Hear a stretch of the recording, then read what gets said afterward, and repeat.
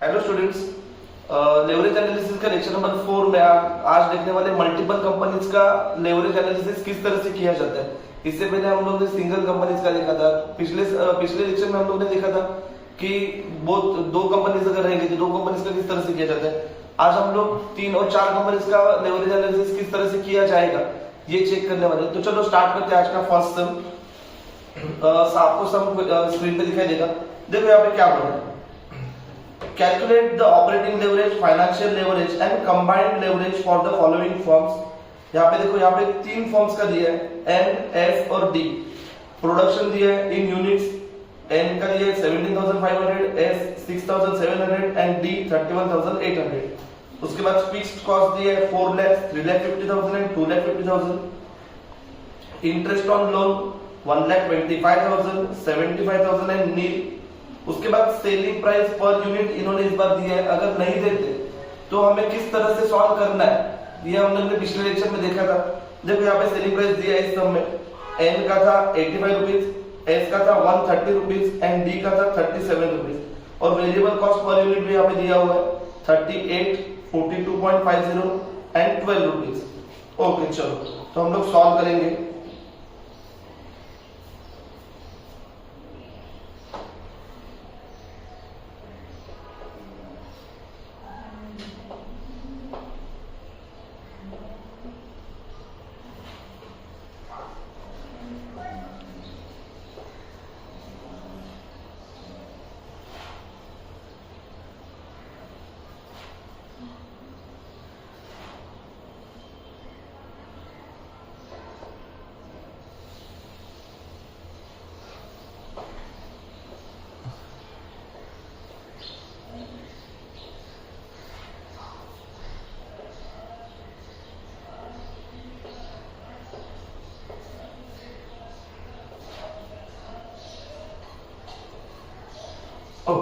यहाँ पे देखो, यहाँ पे यूनिट्स कितने बोले थे।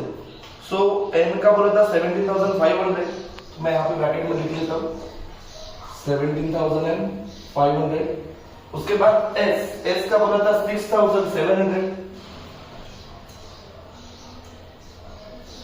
और उसके बाद दिया था फॉर्म डी का था 31,800 यूनिट्स।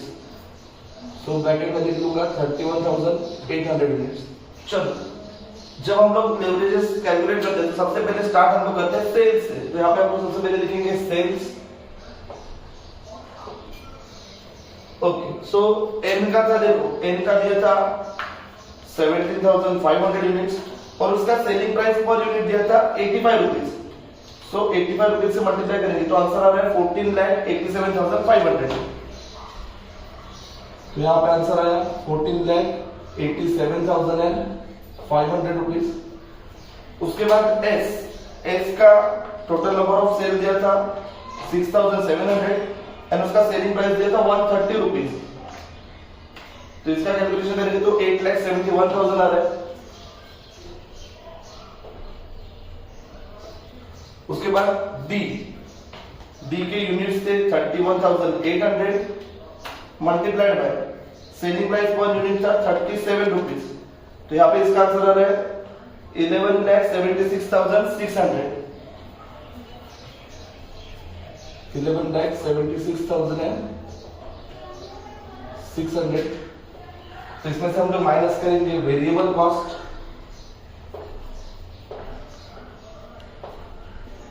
तो देखो यहाँ पे वेरिएबल कॉस्ट उन्होंने हमें पर यूनिट दिया हुआ था। वेरिएबल कॉस्ट पर यूनिट यहाँ पे था फॉर्म एन का 38 रुपीज। तो 17,500 मल्टीप्लाइड बाय 38 रुपीज। तो मेरा वेरिएबल कॉस्ट आ रहा है 6,65,000।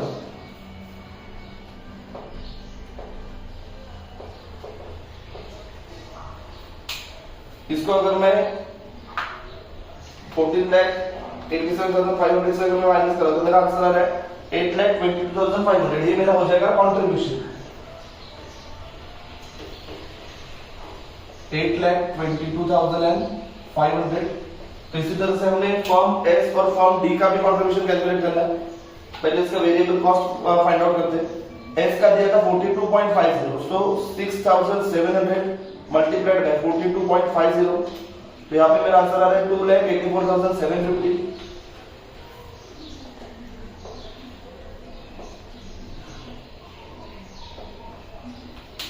और ये अगर मैं माइनस करूंगा 8,71,000 से, मुझे आंसर मिल रहा है 5,86,250।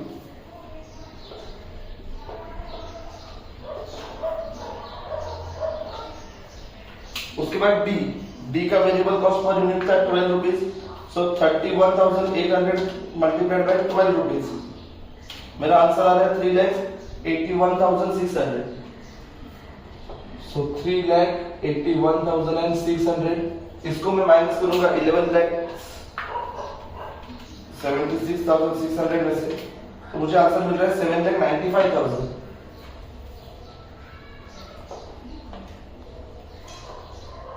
चलो कंट्रीब्यूशन अपने को मिल गया। अब हम लोग माइनस करेंगे इसमें से फिक्स्ड कॉस्ट। तो फिक्स्ड कॉस्ट हमें यहां पे दिया था 4 लाख, 3,50,000 एंड 2,50,000। 4 लाख, 3,50,000 एंड 2,50,000। तो इसको माइनस करने के बाद मुझे जो आंसर मिलेगा, इसको हम लोग जनरली बोलते हैं EBIT, ठीक है। तो यहाँ पे मुझे आंसर डायरेक्टली पता चल रहा है 4,22,500। इन दोनों का फॉर्म एस और फॉर्म डी का हम लोग कैलकुलेट करके देखते हैं। 5,86,250 माइनस 3,50,000, 2,36,250।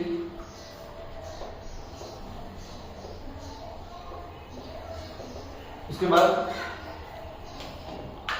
7,95,000 माइनस करेंगे 2,50,000, मेरा आंसर आ रहा है 5,45,000।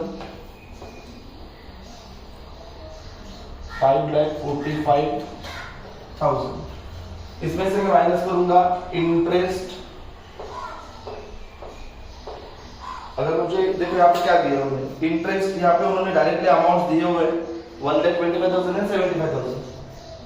1,25,000 एंड यहाँ पे दिया था 75,000, यहाँ पे दिया था नील। चलो ये माइनस करने के बाद अपने को जो आंसर आएगा उसको हम लोग बोलने वाले हैं अर्निंग बिफोर टैक्स। सो 4,22,500 माइनस 1,25,000, यहाँ पे आंसर आ रहा है 2,97,500।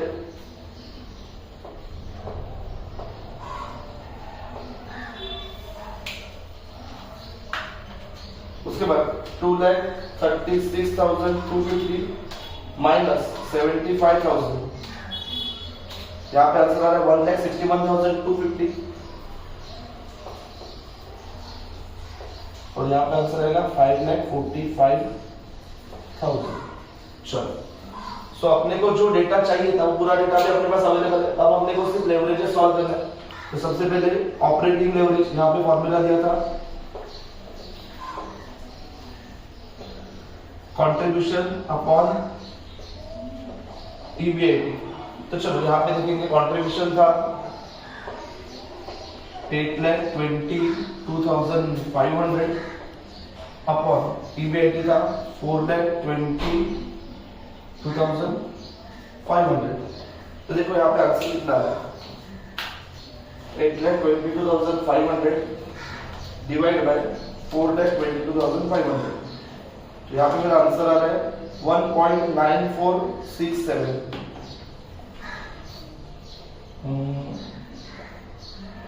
1.946 ठीक है। उसके बाद हम लोग एस का करके देखते हैं। यहाँ पे देखो इसका अमाउंट कितना है, कंट्रीब्यूशन था 5,86,250 डिवाइड बाय EBIT था 2,36,250। चलो करके देखते हैं। 5,86,250 डिवाइड बाय 2,36,250 तो यहाँ पे मेरा आंसर आ रहा है 2.4814 और उसके बाद 8 था तो हम लोग 15 करेंगे 2.4815 उसके बाद फॉर्म डी का देखेंगे। यहाँ पे देखो उन्होंने कॉन्ट्रीब्यूशन कितना दिया था 7,95,000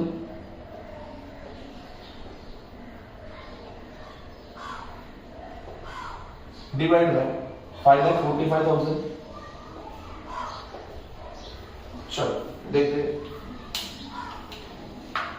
7,95,000 डिवाइड बाय 5,45,000 1.4587 1.4587 ये मेरा आंसर आ रहा है। उसके बाद हम लोग सॉल्व करेंगे फाइनेंशियल लेवरेज। फाइनेंशियल लेवरेज का फॉर्मूला लेते हैं EBIT अपॉन EBT। तो चलो EBIT यहाँ पे दिया था 4,22,500 डिवाइड बाय EBT यहाँ पे दिया था 2,97,500। चलो कैलकुलेशन करके देखते कितना आ रहा है 4,22,500 डिवाइड बाय 2,97,500 1.420 ठीक है। सो 1.4201 इस तरह से आंसर आ रहा है ठीक है। उसके बाद यहाँ पे देखिएगा इसका अमाउंट EBIT दिया है 2,36,250 डिवाइड बाय 1,61,250। चलो यहाँ पे कैलकुलेशन करके देखते हैं 2,36,250 डिवाइड बाय 1,61,250 तो अपना आंसर आ रहा है 1.4651 1.4651। उसके बाद नेक्स्ट अपना कैलकुलेशन फॉर्म डी के लिए EBIT था 5,45,000 उसको डिवाइड करेंगे 5,45,000 से तो अपना आंसर आएगा 1। उसके बाद हम लोग सॉल्व करेंगे combined leverage operating leverage multiplied by financial leverage. देखो यहाँ पे आंसर किस तरह से आता है। ऑपरेटिंग लेवरेज फॉर्म ए के लिए था 1.9467 मल्टीप्लाइड बाय 1.4201 तो मेरा आंसर आ रहा है 2.7645। मैं यहाँ पे डायरेक्टली आंसर लिख रहा हूं 2.7645 कैलकुलेट कर देते हैं 2.4815 मल्टीप्लाइड बाय 1.4651 तो आपने को आंसर मिल रहा है 3.6356 3.6356। अब फॉर्म डी का देखते हैं किस तरह से कैलकुलेशन होगा। तो यहाँ पे डायरेक्टली कैलकुलेशन हम लोग कर सकते हैं फिर भी करके देखते हैं 1.4587 मल्टीप्लाइड बाय 1 तो आंसर उतना ही आने वाला है 1.4587। तो इस तरह से अगर दो कंपनी से ज्यादा रहेगी तो हम लोग इस तरह से टेबल फॉर्मेट बना के भी लेवरेजेस सॉल्व कर सकते हैं। अगले सम में हम लोग और देखने वाले तो हम लोग नेक्स्ट सम पे आ जाते हैं। ओके सो स्टूडेंट्स देखो नेक्स्ट सम में क्या बोल रहे हैं from the following information available for 4 forms calculate earning before interest and tax EBIT earning per share and operating leverage and financial leverage. तो देखो यहाँ पे आपने क्या क्या कैलकुलेट करने बोला है EBIT कैलकुलेट करने बोला है EPS बोला है ऑपरेटिंग लेवरेज बोला है एंड फाइनेंशियल लेवरेज कैलकुलेट करने बोला है। इस बार कंबाइंड लेवरेज नहीं पूछा है ठीक है। चलिए देखो क्या बोल रहे हैं यहाँ पे 4 फॉर्म्स का डेटा आपने को दिया है रीटा मीटा ऋषि एंड मीटी। इसके सेल्स इन यूनिट्स दिए सेलिंग प्राइस पर यूनिट दिया है वेरिएबल कॉस्ट पर यूनिट दिया है फिक्स्ड कॉस्ट का अमाउंट दिया है इंटरेस्ट भी दिया है और टैक्स भी दिया है नंबर ऑफ शेयर्स दिए है। EPS अगर अपने को कैलकुलेशन करना है तो हमें नंबर ऑफ शेयर्स रिक्वायर्ड होते हैं तो नंबर ऑफ शेयर्स भी अपने पास अवेलेबल है। चलो स्टार्ट करते हैं।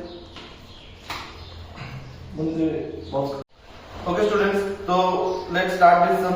देखो यहाँ पे अपने पास 4 फर्म्स है, रीटा, मीटा, ऋषि एंड मीटी।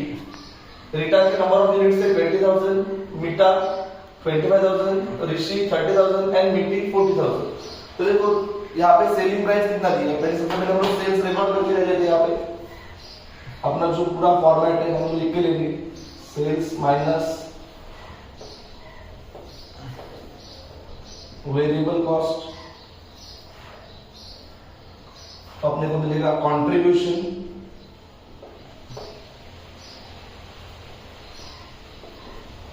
माइनस करेंगे फिक्स्ड कॉस्ट, तो अपने को मिलेगा EBIT, इसमें से माइनस करेंगे इंटरेस्ट,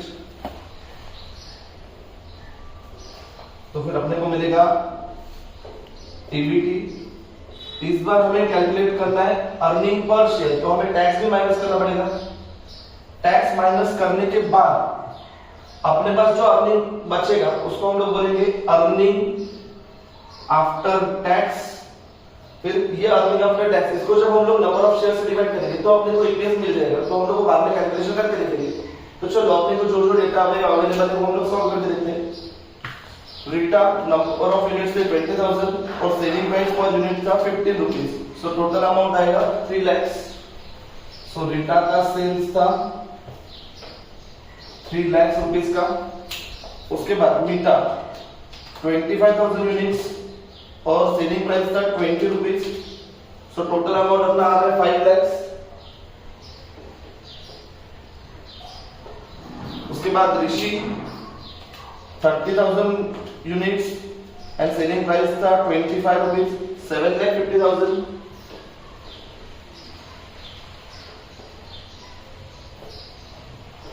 उसके बाद लास्ट मीटी 40,000 मल्टीप्लाइड बाय 30 रुपीज, 12 लाख आ रहा है इसका आंसर।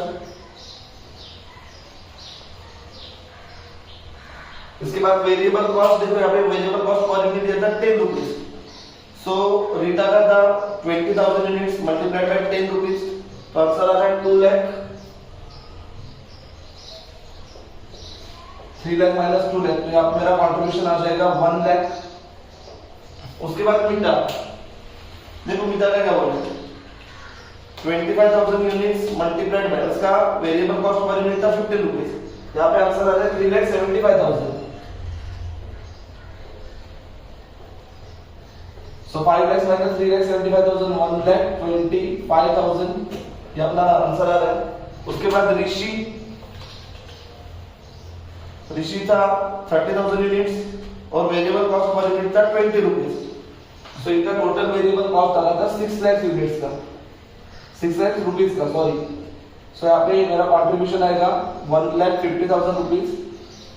और उसके बाद मीटी 40,000 units multiplied by 25 rupees per unit, so total amount आ रहा है 10 लाख रुपीज का।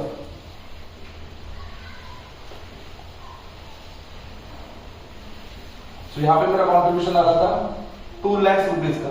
इसके बाद फिक्स कॉस्ट, देखो फिक्स कॉस्ट कितना दिए 30,000, 40,000, 50,000 एंड 60,000। सो 30,000, 40,000, 50,000, 60,000। चलो EBIT मेरा यहाँ पे आ रहा है 70,000, यहाँ पे मेरा आएगा 85,000, यहाँ पे आएगा 1 लाख एंड यहाँ पे आएगा 1,40,000। इसके बाद हम लोग माइनस करेंगे इंटरेस्ट, तो देखो इंटरेस्ट कितना दिया 15,000, 25,000, 35,000 एंड 40,000। 15,000, 25,000, 35,000 एंड लास्ट दिया था 40,000। चलो सो 70,000 माइनस 15,000 यहाँ पे आएगा 55,000, 85,000 माइनस 60,000 यहाँ पे 25,000 यहाँ पे आएगा 60,000 का आंसर। 1 लाख माइनस 35,000 यहाँ पे भी आएगा 65,000 का आंसर। 1 लाख माइनस 40,000 यहाँ पे मेरा आंसर आएगा 1 लाख। उसके बाद नेक्स्ट यहाँ पे उन्होंने दिया टैक्स रेट, सब जगह पे दिया था 40%। तो चलो 55,000 मल्टीप्लाइड बाय 40%, आंसर आ रहा है 22,000। तो इसको मुझे अगर इसके बाद अर्निंग्स आफ्टर टैक्स करना है तो मुझे सिर्फ इतना ही करना है, minus is equal to press करना है। तो मुझे आंसर मिल रहा है 33,000। उसके बाद 60,000 मल्टीप्लाइड बाय 40%, 24,000।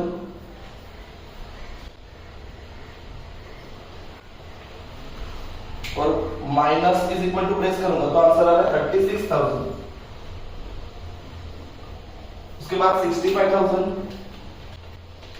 Multiplied by 40%, 26,000।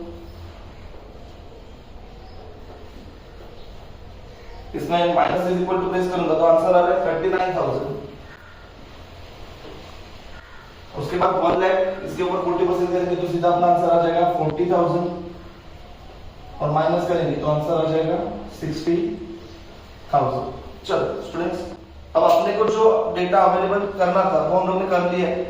अब सॉल्व करते हैं। सबसे पहले operating leverage,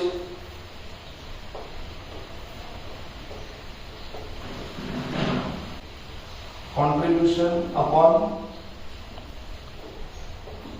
EBIT. So contribution यहाँ पे था 1 लाख अपॉन ईबीआईटी था 70,000।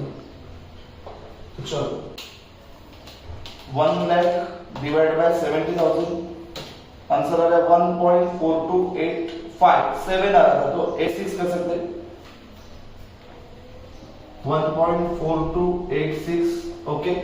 इसके बाद 1,25,000 और उसके बाद ईबीआईटी था 85,000। तो देखो 1,25,000 डिवाइड बाय 85,000 अगर मैं कर रहा हूं मेरा आंसर आ रहा है 1.404705 और आगे 8 है तो 06 करेंगे 1.4706। तो ऋषि कंपनी का करके देते हैं। कंट्रीब्यूशन था 1,50,000 डिवाइड बाय ईबीआईटी था 1 लाख। तो ये 1.50 आना चाहिए इसका आंसर डायरेक्टली। उसके बाद मिति कंपनी का करके देते हैं। कंट्रीब्यूशन था 2 लाख डिवाइड बाय ईबीआईटी था 1,40,000।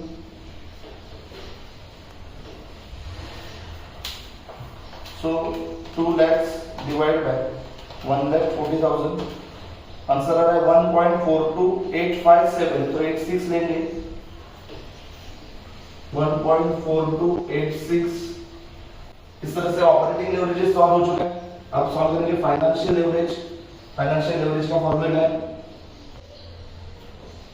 EBIT upon EBT. सो देखो यहाँ पे ईबीआईटी दिया है 70,000 डिवाइड बाय ईबीटी 55,000। चलो सो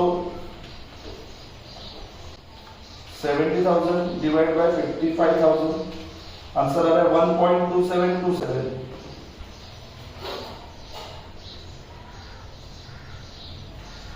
उसके बाद मिता कंपनी का देखो ईबीआईटी था 85,000 and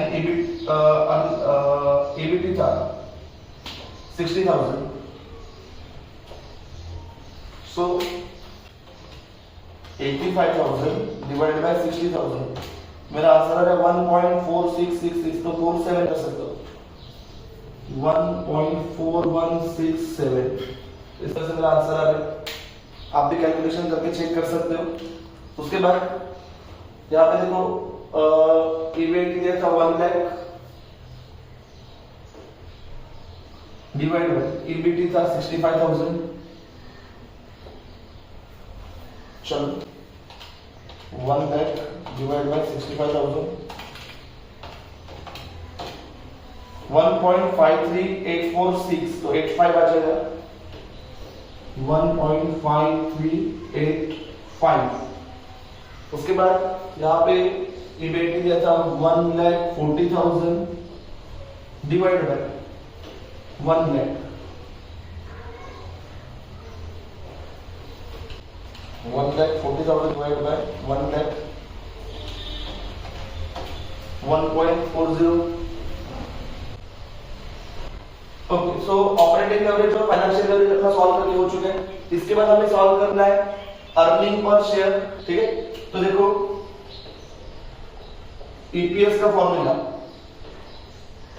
earning after tax divide by number of shares. Student एक आपको बताना था कि यहाँ पे अर्निंग आफ्टर टैक्स, अगर आपने को उन्होंने क्वेश्चन में प्रेफरेंस डिविडेंड दिए तो अर्निंग आफ्टर टैक्स के बाद हम लोग सबसे पहले प्रेफरेंस डिविडेंड माइनस करते हैं और उसके बाद जो प्रॉफिट इक्विटी शेयर होल्डर के लिए अवेलेबल है वही हम लोग यहाँ पे लेते हैं। लेकिन इस बार इस सब में प्रेफरेंस डिविडेंड नहीं दिए तो हम लोग वो यहाँ पे नहीं लेने वाले। तो देखो यहाँ पे क्या क्या करेंगे, तो अपना अर्निंग आफ्टर टैक्स यहाँ पे दिया था 33,000 divide by number of shares उन्होंने यहाँ पे कितना बोला था, सो दिखता का था 5,000।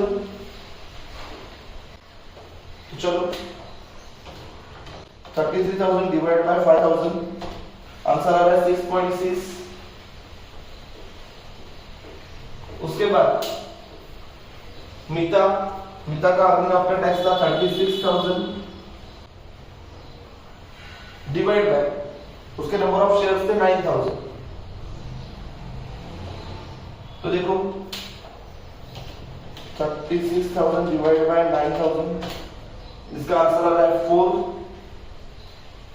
उसके बाद ऋषि कंपनी का earning after tax 39,000 divide by उसके नंबर ऑफ शेयर्स यहाँ पे दिए थे 10,000। तो यहाँ पे अपना आंसर आएगा 3.90। चेक करके देखो कैलकुलेटर पे। और उसके बाद नेक्स्ट लास्ट मिति कंपनी 60,000 डिवाइड बाय उसके नंबर ऑफ शेयर्स यहाँ पे उन्होंने दिए 12,000। सो 60,000 डिवाइड बाय 12,000 आंसर आ रहा है 5 रुपीज।